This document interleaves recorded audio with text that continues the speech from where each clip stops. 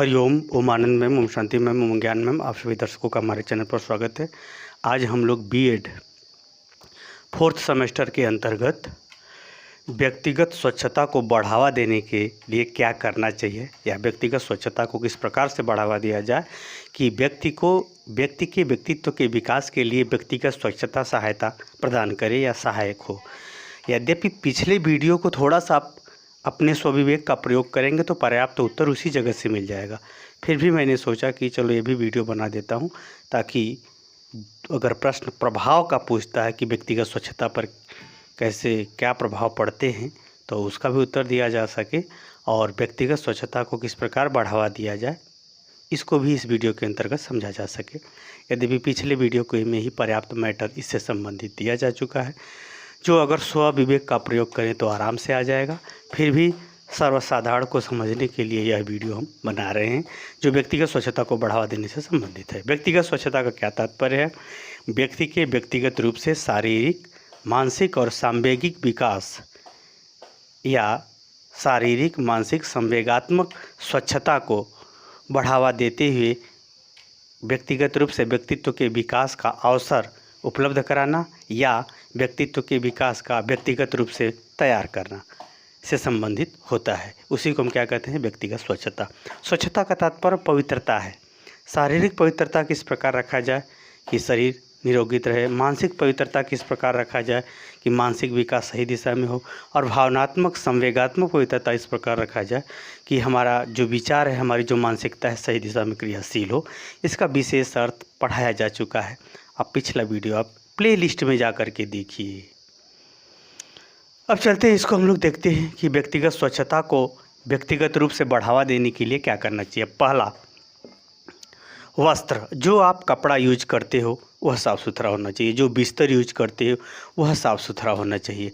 यानी हम अपने शरीर पर जो दूसरे का वस्त्र धारण नहीं करना चाहिए, यानी हम अपने वस्त्र को साफ़ सुथरा रखें। दूसरा तो यह जो व्यक्तिगत जो साफ़ वस्त्र होते हैं तो स्वस्थ विचार, अच्छे विचार सहज उत्पन्न। तो उसी तरह से दूसरा, स्नान, समय से स्नान करना, यानी हम जो समय से स्नान करना, साफ़ सफाई का, यानी जल के माध्यम से जो शुद्धता शरीर को रखी जाती है उसको जो है पर्याप्त रूप से रखना चाहिए। जैसे होता है बाथरूम जाने के बाद हाथ पैर धोना, मुंह धो लेना 2-4 बार दिन में, रात में सोने के पहले हाथ पैर अच्छी तरह से धो लेना। एक प्रकार से जो है जल से संबंधित जो गतिविधियां हैं हमारे शरीर को स्वस्थ रखने में, उन सब क्रियाओं के माध्यम से आप जो है अपनी व्यक्तिगत स्वच्छता को बढ़ावा दे सकते हैं। अगला है भोजन। भोजन का जो है, जो भोजन में खाद्य पदार्थ हैं या फल फूल सब्जियां जो कुछ भी हैं, अन्न है, जो कुछ उसको साफ़ सफाई करके ही यूज करना चाहिए, बनाना चाहिए। और भोजन किसी दूसरे का जूठा भोजन नहीं करना चाहिए। इस प्रकार से व्यक्तिगत स्वच्छता को बढ़ावा मिलता है। इसमें जो है स्वस्थ शरीर, स्वस्थ मानसिकता, स्वस्थ विचारों सहज उत्पन्न होते हैं। अगला देखते हैं स्वाध्याय। आप जब स्वाध्याय करेंगे, यही कारण है कि जो आदमी पढ़ने वाला होता है, जो स्वाध्याय स्वयं से पढ़ने वाला, कोई छात्र हो, छात्रा, कोई भी हो, किसी भी जाति का हो, तो जब स्वाध्याय आप करेंगे तो ये मानसिक स्वास्थ्य को बहुत ज़्यादा बढ़ावा देगा।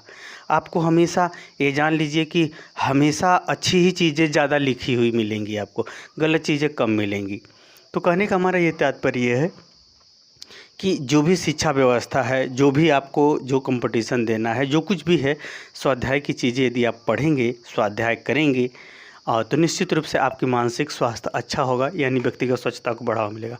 अब देख रेख, यहाँ देख रेख की बात आई, अपने शरीर की देख रेख, बाल का, नाखून का, इसके साफ़ सफाई का, संक्रमण संबंधी बीमारियों का, यानी हम शारीरिक संबंधी जो हमारी गतिविधियाँ हैं, देख रेख का, उठने बैठने का ढंग, सभ्यता इत्यादि की बातें हैं, शारीरिक अंगोपांगों की देखरेख की बातें हैं। तो जितना ही आपका देखरेख आप अच्छा करेंगे उतना ही व्यक्तिगत स्वच्छता को बढ़ावा मिलेगा। अगला है चिकित्सा। यदि कभी कोई थोड़ी मोड़ी बीमारी होती है या कोई संक्रमण संबंधी कोई चीज़ें गतिविधियां होती हैं तो ऐसे समय में चिकित्सकीय उपचार में लापरवाही नहीं करनी चाहिए। चिकित्साई सुविधाओं का फ़ायदा लेना चाहिए या चिकित्सक के बाद पास जा कर के उसका उचित निर्धारण करते हुए मेडिसिन लेना चाहिए। तो चिकित्सकीय सुविधाओं के माध्यम से हमारा स्वास्थ्य अच्छा होता है और इसके माध्यम से हम अपनी व्यक्तिगत स्वच्छता को, यानी व्यक्तिगत स्वच्छता स्वास्थ्य की कुंजी भी होता है। तो जब आप स्वस्थ रहेंगे तब आप सभी काम कर सकते हैं, करने में सक्रिय रहेंगे। इसलिए चिकित्सा भी हमारी व्यक्तिगत स्वच्छता को बढ़ाता है। अगला संस्कार। आपके घर में जो अच्छे अगर वातावरण है तो संस्कार, ये व्यक्तिगत संस्कार, जिसमें संस्कार मतलब कार्यों को संगठित ढंग से, सही ढंग से करना जहाँ पर सिखाया जाता है। जिसके घर जितना ही अच्छा संस्कार होता है उतना ही व्यक्तिगत स्वच्छता, भाव, विचार, क्रिया अच्छे मिलते हैं। तो संस्कार से भी आपकी व्यक्तिगत स्वच्छता प्रभावित होती है। अगला है नियम। आप अगर नियम से रहते हैं, समय से उठना, समय से खाना, समय से जगना, समय से कार्य करना और समय से हर गतिविधि को करना, तो जब इतना ही आप नियम से रहेंगे उतना ही व्यक्तिगत स्वच्छता को बढ़ावा मिलेगा। क्योंकि आप संयमित रहेंगे तो जैसे हमारे सभी अंग अपने नियम से काम करते रहते हैं, सभी अंग अपने नियम का पालन करते हुए अपनी क्रियाओं को करते रहते हैं। उसी तरह से जब आप बाहरी जगत में आप नियम का पालन करेंगे तो आपका एक स्वस्थ व्यक्तित्व निर्माण होगा। तो यानी आपकी दोहरा जीवन नहीं होगा, दोहरा विचार नहीं होंगे। जो आदमी नियम से उठता बैठता कार्य करता है वह आदमी भ्रष्ट चरित्र वाला नहीं होता, दोहरा चरित्र वाला नहीं होता है। ऐसा नहीं सामने कुछ कहे अंदर कुछ कहे, ऐसे जल्दी नहीं होते। जितने नियम वाले होते हैं वे सभी एक खुली पुस्तक की भांति सही रास्ते पर क्रियाशील होते हैं, ज़्यादातर ऐसे ही मिलते हैं। तो नियम भी आपके जो है व्यक्तिगत स्वच्छता को बढ़ावा देता है। अगला है अपशिष्ट। अपशिष्ट का यहाँ मतलब ये है जो हमारे शरीर के गंदे पदार्थ हैं उनको त्यागना, यानी मल मूत्र को ज़्यादा से ज़्यादा त्याग देना चाहिए, ज़्यादा से ज़्यादा पानी पी करके त्याग देना चाहिए। जितना ही आप अपने शरीर की आंतरिक सफाई ध्यान देते रहेंगे उतना ही आपका जो है विवेक और व्यवहार और मानसिकता सही दिशा में सक्रिय ज़्यादा रहेंगे। इसीलिए हमारे शरीर के जो अपशिष्ट पदार्थ हैं उन्हें जल्दी से जल्दी त्यागने से भी हमारा जो है व्यक्तिगत स्वच्छता को बढ़ावा मिलता है। तो इसका ध्यान रखिएगा। अगला है जल। जल स्वच्छ पीना चाहिए, साथ में हमेशा जल जो है जल को जो है जैसे सुबह गुनगुना पानी उठते लेना चाहिए ताकि शरीर की आंतरिक सफाई हो जाती है। इसमें कई सारी बीमारियां, अगर किसी को इसनोफिलिया की बीमारी है तो ये जो अगर जल सुबह गुनगुना पानी लेता है सुबह उठते ही तो वह काफ़ी नियंत्रण में रहेगा। इन्फेक्शन कई प्रकार का रोक देता है। तो जल अगर आप पीते हैं तो बहुत अच्छी बात है। खाना खाने के बाद स्वच्छ जल पीजिए, लेकिन 1 घंटा बाद, आधा घंटा से तो बाद ही पीना चाहिए। अगर गर्म जल है तो कोई बात नहीं, तुरंत भी ले सकते हैं, लेकिन अगर ठंडा जल है तो खाना खाने के 1 घंटा बाद पीना चाहिए। यानी स्वच्छ जल का प्रयोग करेंगे तो आप स्वच्छता जितना ही स्वच्छ जल का प्रयोग करेंगे तो शरीर आंतरिक रूप से भी शरीर की साफ़ सफाई होती है, बाहरी रूप से भी साफ़ सफाई होती है। तो जल जो है व्यक्तिगत स्वच्छता को बढ़ाता है। अगला वायु। जैसे ऐसे जगह रहते हैं आप जहाँ वातावरण अच्छा है, पर्यावरण अच्छा है, धूल नहीं है वहाँ पे, तो जितना ही वायु जितना ही अच्छी होगी, ऑक्सीजन की मात्रा जितनी पर्याप्त होगी, उस स्थान पे अगर आप रहेंगे तो व्यक्तिगत स्वच्छता को बढ़ावा मिलेगा ज़्यादातर। यही कारण है कि पहाड़ी क्षेत्रों में वातावरण ज़्यादा शुद्ध रहते हैं तो वहाँ गैस के पेशेंट नहीं मिलेंगे। जहाँ पर प्रदूषण से संबंधित ज़्यादा समस्याएं हैं वहाँ पर गैस के पेशेंट ज़्यादा मिलेंगे, क्योंकि ऑक्सीजन जो है हमारे शरीर के बहुत सारे रसों का और बहुत सारी गतिविधियों के संचालन में महत्वपूर्ण योगदान देता है।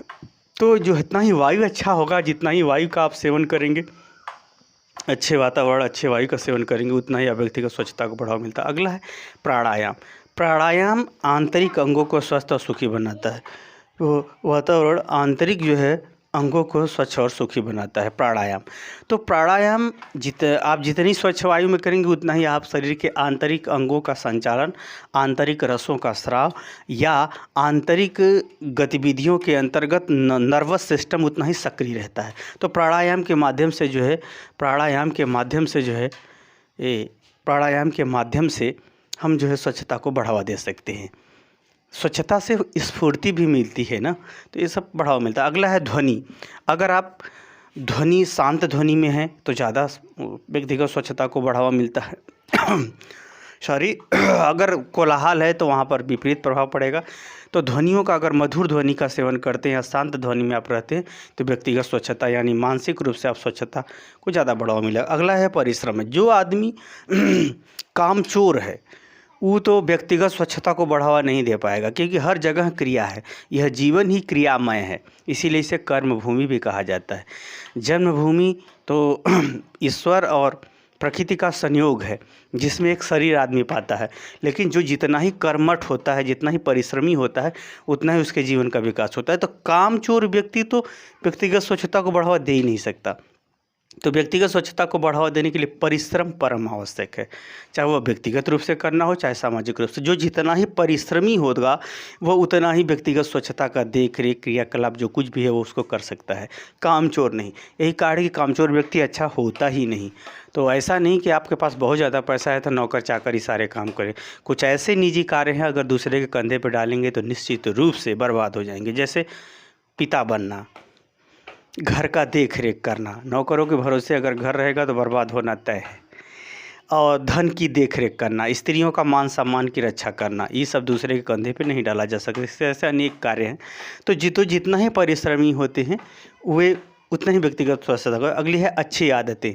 अच्छी आदतों में रोज़ का पढ़ाई करना, पूजा पाठ करना, बड़ों का मान सम्मान करना, माता पिता का आदर करना, उनकी आज्ञा का पालन करना। इसी तरह से बहुत सारी अच्छी आदतों का यदि आप पालन करते हैं तो व्यक्तिगत स्वच्छता की योग्यता अपने आप ही आती चली जाएगी, आप आगे बढ़ते चले जाएंगे।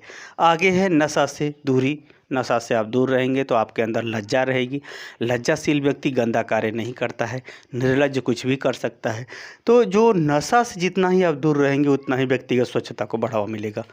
आगे है व्यस्तता। यदि आप अपने कार्य में व्यस्त रहते हैं तो फालतू की आलोचना या फालतू लोगों में बात विचार या माथा मारने की कोई ज़रूरत नहीं पड़ती है। इसका अर्थ ये नहीं कि दिन भर अपने व्यक्तिगत रूप से मोबाइले में लगे रहो।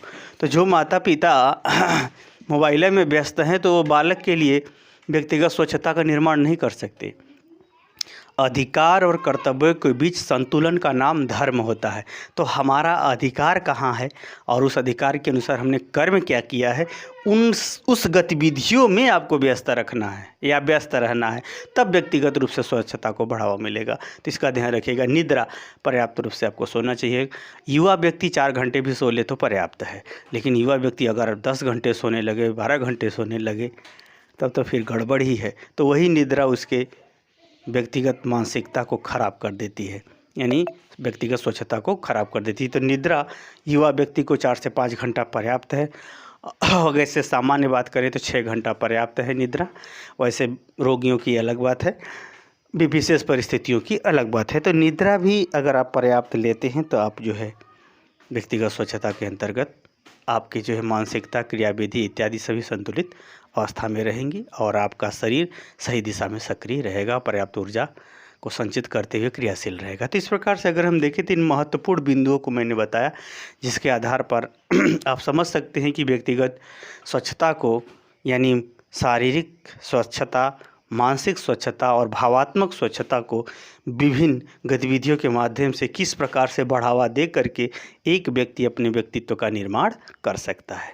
मुझे उम्मीद है कि मेरा व्याख्यान आप समझ गए होंगे। समझ गए हैं तो कमेंट बॉक्स में ज़रूर बताइए। साथ ही मेरे चैनल को लाइक शेयर सब्सक्राइब भी कीजिए। हरिओम।